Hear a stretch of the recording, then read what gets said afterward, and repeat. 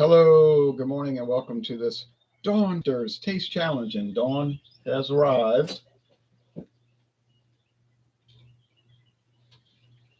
during this daylight saving time period, which I hate. All right, anyway, here is Ronrico. I have two. Oh, let me tell you, I have two 40% alcohol silver rums, clear rums, white rums. People call them different names. They are calling them silver on these bottles. This is Ronrico Extra Smooth Premium Silver Label Caribbean Rum. It says, well, I can't read it.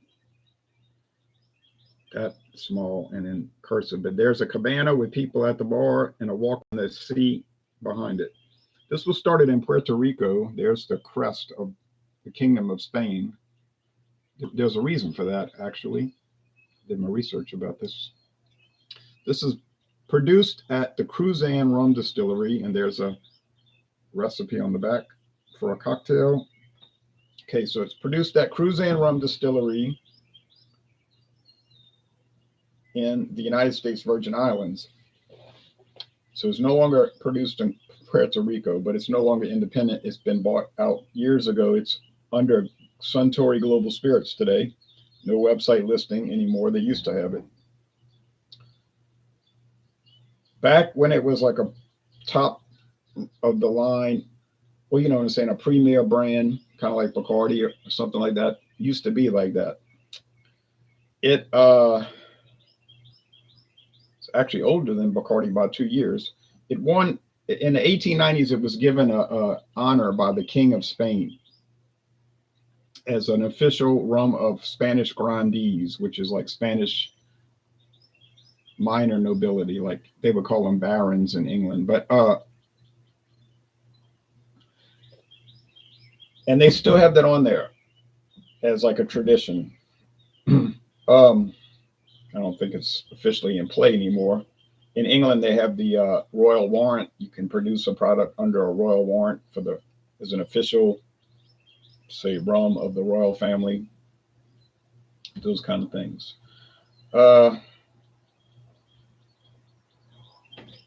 Here is Gran Legacy.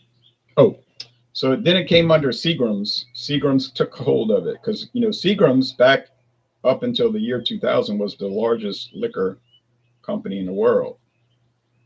They've been surpassed by Diageo. What happened was when they decided, when the family that owned Seagram's decided to exit the liquor business, and it looked like they decided this back in the mid 80s, they started to shed their brands and facilities. They didn't really do any more promotionals because Ronrico used to be heavily promoted. They used to have sweepstakes. You could win a Firebird Trans Am, silver or gold, depending on your rum preference. They used to have magazine ads all the time for Ronrico. You could look. There's dozens and dozens on image searches, magazine ads. It was like a big thing, you know. And then, but they started to wind down all of that, and they wanted to go into some other areas of business. They didn't just go bankrupt. Like I read one article, it made it look like they had lost money and folded up, but that was really a badly written article. It wasn't the truth. But they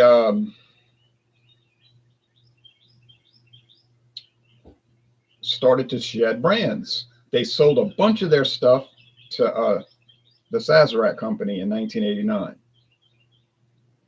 Things like Canadian Hunter, Canadian whiskey, and that. And then they sold a bunch more stuff to Jim Beam Company, including this one, in 1994. And then around that same time, I have to pinpoint the year. I could find out. It might have been 89 too. But they sold a bunch more to Heaven Hill, and Heaven Hill's got it on their website in their chronology when they bought a bunch from Seagram.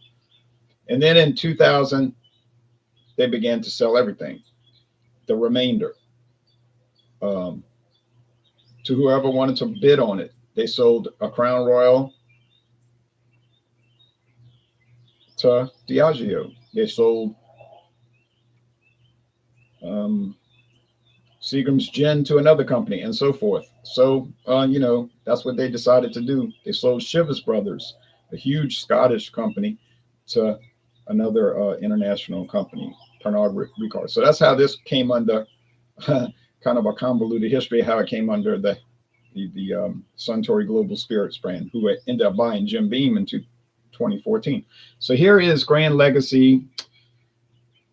Definitely not a famous brand, but it's around still. I thought it was gone, but it's around. It was created in 2006 for sales at CVS Pharmacy as their own line of liquor. Yes, in some states like Louisiana, for instance, pharmacies sell their own liquor, plus everybody else's brands. But most of the pharmacy chains in Louisiana will have as crazy as that sounds, but that's a tradition here. So I bought this at CVS, and I had to use the loyalty card to get the $10.99 price. Didn't mind, because the loyalty card doesn't cost any money. If it did, I wouldn't have it. About 2 or 3 years ago, these started disappearing from that place, and I couldn't understand it. Then Gran Legacy started appearing in independent liquor stores like Star, and I said, well, that's strange, Why would it? I know it's a private label. The trademark's owned by CVS, but it did. And then I realized what happened. They abandoned the brand, and they allowed it to be sold in independent stores. And then they just walked away from the trademark. And in 2024, Casey's General Stores, that's a chain of general stores, really convenience. It's really convenience stores, gas stations in the central United States. They say they're coming to Louisiana. We'll see. That's the plan. So they took over the trademark. So now you can still find this at Casey's. So, I mean, I doubt anybody's looking for it. It's just a inexpensive brand, but people buy these things for like having a party or whatever, and they let people guzzle it or whatever. They don't like to put their top shelf stuff out, because then people really guzzle it. But that's the story on that. So a fairly well-known brand, Ronrico, versus a definitely not well-known brand. But Ronrico, maybe it's well-known to people 40 years or older or 50 years older. To younger people, Ronrico is a non-entity, okay? And that's understandable because it doesn't have much presence anymore. Yes, I can find it in international market. Yes, I can find it probably at Total Wine and more. Winn-Dixie used to carry it, but they dropped it probably because the sales weren't that good. I've never seen it at Walmart, and I've never seen it at Mathernes. So that goes to tell you something right there. But on the other hand, Bacardi, who used to be its #1 rival, every liquor store in the world sells Bacardi, right? So it just goes to show you how some brands can be prominent one day or one era and then be nothing in a different era. Like, say, Schlitz beer, when I was a little kid, that was one of your top brands. I always see Schlitz billboards, television commercials. I remember watching football games. They have Schlitz on television commercials. So common. 10 years later, mid-'80s, it was in a heavy fade out. Now, most Americans can't even get it, although we can get it here in 12 packs. There's a handful of people that go to Mathernes and buy it because they got a dedication to it or whatever, but no other store sells it here because that's what it's become. Now, Foster's is pretty big in the United States. Most stores around here do sell Foster's in the big oil can, they call them. It's 25.4 ounce cans, same size as a liquor bottle. 750 milliliters if you want to use metric. Blue can lager, gold, green can ale, premium ale, used to be called premium bitter. But in Australia, you can't find it, or you can barely find it. So that's the interesting thing about that.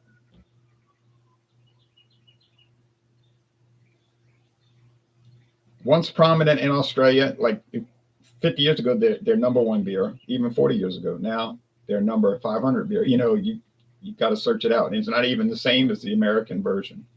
The American version is full 5%. The ale is 5.5.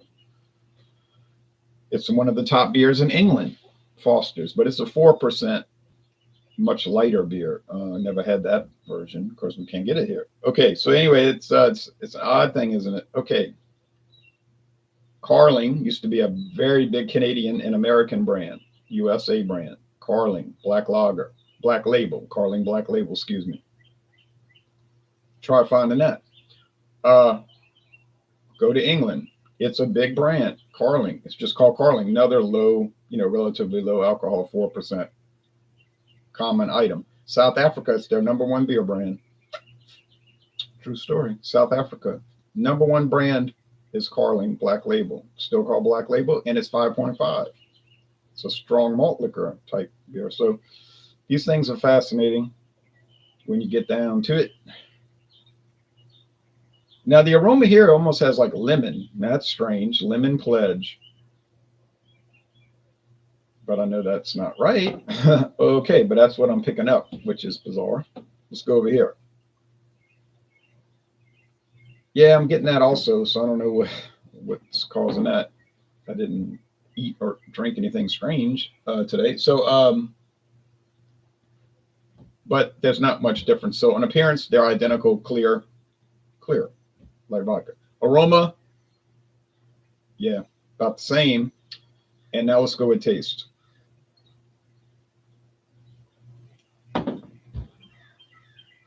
Sugarcane stalks, a little vanilla, sugar, obviously, although there's no sugar left in the product since it's all been fermented out into alcohol, but for some reason the flavor carries over.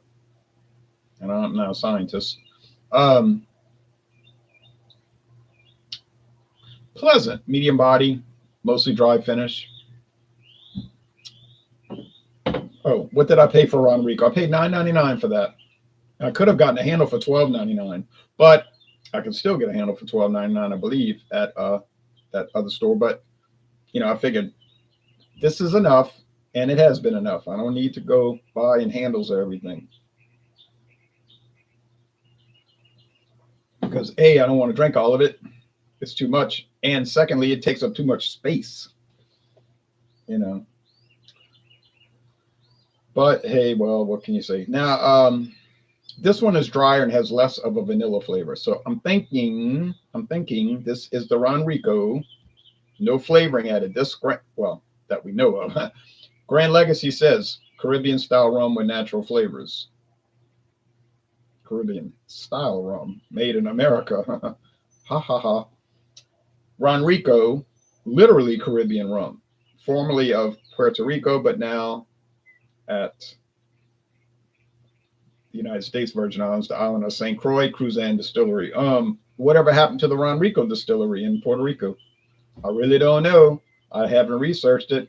Probably bought by some other rum company. It's probably still around and maybe still being used to produce somebody else's brands of rum. Look at the Schlitz Distillery. Brewery. That was a huge factory. Basically, a brewery is a beer factory, right? Built in Memphis, Tennessee, 1971. I know that because I looked at it today, the website.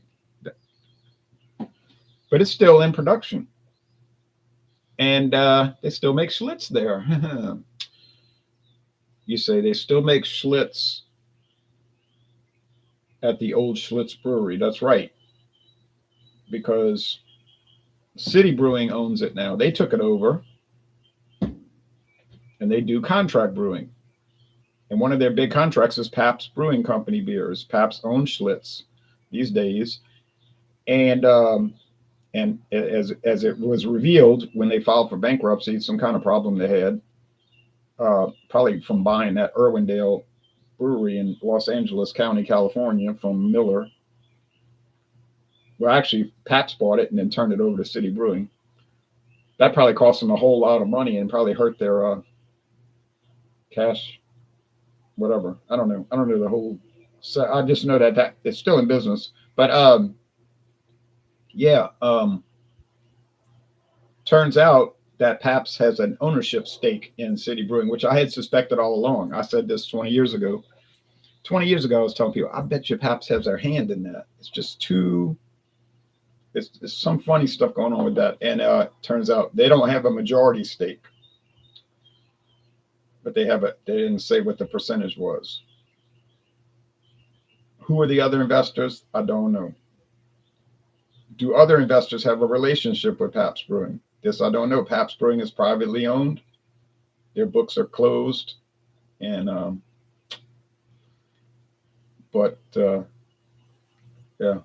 that was a funny story when I read that. This tastes like it is tweaked with, I think, vanilla. Now they say natural flavors, plural. So what are the natural flavors? I don't know. Vanilla, I would say certainly. I can't verify that because Legacy Distilling Company, in other words, Buffalo Trace / Sazerac, they don't release their natural flavors. They tell you the mash bill for their whiskey. They'll tell you the mash bill, but they don't talk about the natural flavoring. But I get the impression it's vanilla and maybe some other stuff, maybe orange peel. No, why would they want to put flavoring in a rum? I don't know. I guess to make it taste better. That would be the common sense answer, right? I'm sure they don't add flavor to make it taste worse. Maybe on its own, it's a little too shabby, and they figure let's spruce it up a little bit. Thing about rum is you can add flavoring and you don't have to put it on the bottle. Don't have to put it on the bottle. You just add it, bottle it, sell it. Nobody needs to know nothing. Same thing with brandy. You can add flavoring and coloring, and nobody needs to know nothing. All right. Bourbon whiskey, no, you can't do that. Can't get away with that. So if you buy a straight bourbon whiskey, you can rest assured that it is not flavored and it's not colored.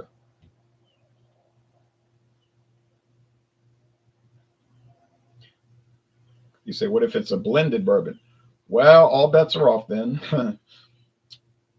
I said straight bourbon, and bottle and bond is another type of straight bourbon, so that won't have coloring or flavoring. But you get these other variations of bourbon, then that could have it. Now, so Ronrico has a better looking bottle, the blue sky, the beach. It looks pretty. Grand Legacy is okay, but I'm going to say this is Grand Legacy. Oh, by golly, it's the Ronrico. And I was saying that this one tastes a little bit better. So I gave Grand Legacy the win and didn't know I was giving it the win. I thought I was giving the victory to Ronrico. Well, it just goes to show you, you don't know how it's going to taste till you taste it. And blind is the best way. Hey, boy, well, what do you know? All right, so cheers to Grand Legacy. You won it. Cheers to the Sazerac Company, Legacy Distilling, Buffalo Trace, whatever they want to call themselves today. You did it. You pulled it out. So now we'll move on to Captain Morgan White tomorrow. I can't see that losing. I can't believe that could happen. So we'll see. Thanks, everybody. Have a good Saturday. Bye-bye.